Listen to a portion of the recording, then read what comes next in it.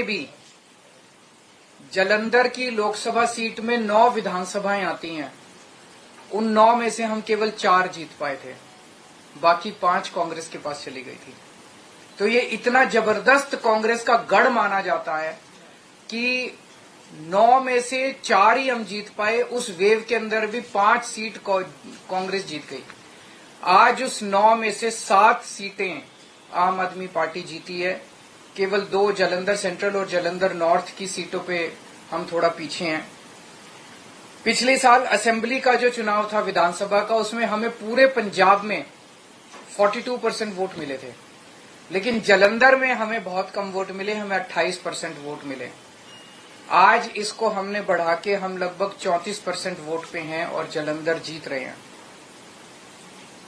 पिछले बार असेंबली चुनाव में 4 विधानसभाएं ऐसी थी, शाहकोट, आदमपुर, फिलौर और जालंधर नॉर्थ, जहां पे हम तीसरे नंबर पे थे।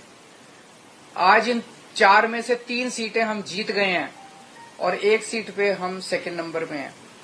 और 2019 के चुनाव में, लोकसभा चुनाव में, जालंधर सीट से, लोकसभा की सीट से हमें केवल 2.5% वोट मिले थे। आज हमें 34% वोट मिले हैं और हम जीते हैं। दूसरी पार्टियों ने, बीजेपी ने एक नेता के, अटवाल साहब के बेटे, चरणजीत सिंह अटवाल के बेटे को टिकट दिया था। कांग्रेस ने संतोष सिंह चौधरी के बेटे को पत्नी को टिकट दिया था। दोनों को हरा के पंजाब की जनता ने परिवारवाद को हराया है और काम की राजनीति को वोट दिया है। 2014 में आम आदमी पार्टी की 4 सीटें थी लोकसभा में, 2019 में 1 सीट रह गई और फिर जब मान साहब पंजाब के मुख्यमंत्री बने तो 1 भी सीट नहीं बची। आज आम आदमी पार्टी की लोकसभा में एंट्री हो रही है, 1 सीट से एंट्री हो रही है और मैं समझता हूं कि बहुत जल्दी आम आदमी पार्टी का लोकसभा के अंदर बहुमत भी होगा।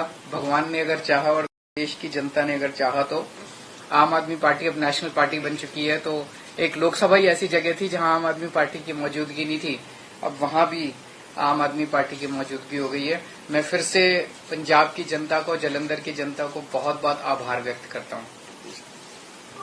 बहुत बहुत धन्यवाद जी। जालंधर लोकसभा में जो बाई इलेक्शन हुआ,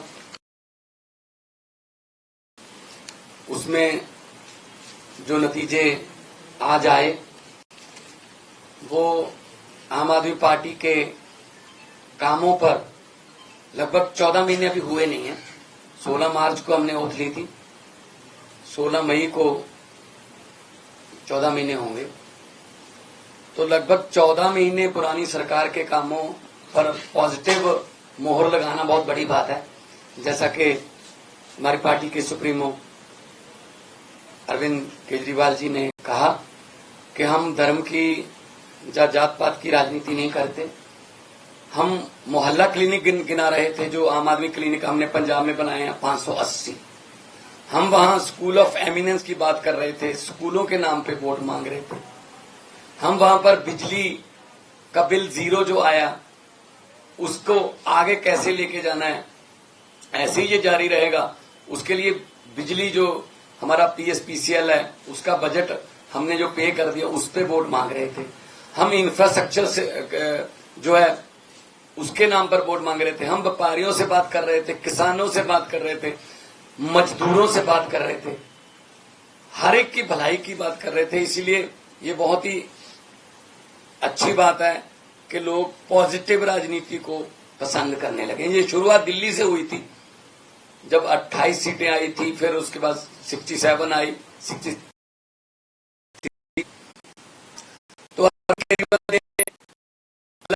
था रामलीला ग्राउंड से, वो आज एक नेशनल पार्टी के रूप में बहुत बन गया है। 92 एमएलए हमारे पंजाब की विधानसभा में, 63 एमएलए हमारे दिल्ली की विधानसभा में, 5 एमएलए हमारे गुजरात की विधानसभा में, 2 एमएलए हमारे गोवा की विधानसभा में, 10 एमपी हमारे राज्यसभा में, और आज के बाद तो नेशनल पार्टी कोई संवैधानिक संस्था नहीं है जिसमें हमारा योगदान या हमारा हिस्सा ना हो। ये सब आम आदमी पार्टी की टीम जो वॉलंटियर जो अपने जेब से खर्चा करके घर से निकलते हैं और निकल के काफिले के रूप में एक बड़ा रोड शो बना देते हैं, तो ये उनकी जीत है। अरविंद केजरीवाल जी ने बहुत टाइम दिया पंजाब के लिए और अलग अलग भी गए हम, और जितने भी वॉलंटियर और ओहदेदार साहबान थे उन सबकी जीत है। उन्होंने मान सम्मान दिया, हम पर फूलों की वर्षा की, हमको अपने अपने कहीं ना कहीं बुला के मान सम्मान दिया, हमारी इज्जत की। मैं उनको तो बधाई देना ही चाहता हूं दिल से, लेकिन जिन्होंने हमको गालियां दी, हमारे बारे में आपत्तिजनक टिप्पणियां की, अनाप शनाप बोला, पर्सनल लाइफ के बारे में, उनको भी मैं कहता हूं कि वो भी उनका भला हो। अब उनको शायद पता चल गया होगा कि ये बातें पुरानी हो चुकी हैं कि किसी पर कोई भी इल्जाम लगा दो, ये हो गया वो हो गया। लोग इस पर ध्यान नहीं देते। लोग ये चाहते हैं जी हमारे बच्चे को पढ़ाई अच्छी मिलेगी, हमारे बच्चे को रोजगार मिल जाएगा, हमारे बिजली का खर्चा कम हो जाएगा, हमें बुजुर्गों का इलाज फ्री हो जाएगा। लोगों को ये मुद्दे चाहिए। शायद आने वाले दिनों में वो जो भटके हुए लोग वो भी शायद अपनी जो है लाइन या अपना एजेंडा चेंज करें कि हमें ये एक दूसरे पर कीचड़ फेंकने वाली राजनीति की बजाय हमें विकास की बातें करनी चाहिए। तो जब 92 सीट जीतकर मुख्यमंत्री का मुझे दायित्व दिया था, अरविंद केजरीवाल जी ने मुझ पर भरोसा किया था, तब भी मैंने यही कहा था कि जीतने के बाद हमको अहंकार नहीं करना है। अभी तो हमारी जिम्मेदारी बड़ी है और ज्यादा मेहनत से काम करना है। अब जलंधर वालों ने इतना मान सम्मान किया, जलंधर वालों ने इतना भरोसा किया, उम्मीद आस जगी है, तो हमको और जिम्मेदारी से काम करना होगा। जलंधर को कैसे चमकाना है और हमारे पंजाब के शहरों को हमने के पूरे देश में हमारे स्टेट को नंबर बनाना है, ये हमारा अगला मकसद है। रंगला पंजाब, कलरफुल पंजाब जो हमारा टीचा है, उसकी तरफ हम बढ़ रहे हैं। आज जब जीत हुई मेरा हौसला बहुत बढ़ गया, क्योंकि हम लोग जब जाते थे, अरविंद जी रोड शो में जाते, हम यही लोगों को कहते थे कि 11 महीने की इलेक्शन है, अगले साल इन दिनों में फिर कोड लगा होगा, 2024 की इलेक्शन चल रही होगी, बल्कि मार्च में ही लग जाता है, मार्च के एंड में। तो 10-11 महीने हमारे एमपी को मिले हैं, लेकिन 10-11 महीने में ही हम इतना काम करेंगे कि अगली बार हमको हाथ जोड़कर वोट न मांगने पड़े।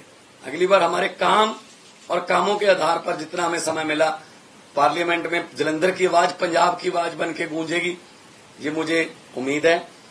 और आज लगभग 60,000 मतों से जीतना, और बाकी सभी इकट्ठे थे, ये बीजेपी,